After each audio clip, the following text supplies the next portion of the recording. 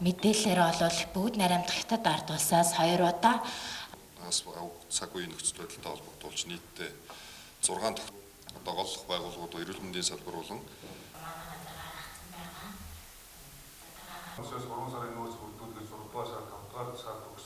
ковидын халдвараас өрсөн сэргийлэх тэмцэх хариу арга хэмжээ хэрэгжүүлэх үйл ажиллагааг улсын хэмжээнд удирдан зохион байгуулах, салбар дундын үйл ажиллагааг уялдуулан зохицуулах чиг үүрэг бүхий улсын бас манай сайдын танилцуулснаар бол одоо бид бүхэн манайд байгууллагууд хэдэн том байна.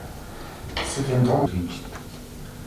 Тэвч учраас бид нэр дөрөвт том хэлүүлсэн энэ судалгаанд хийгдэж байгаа. Тийм ээ.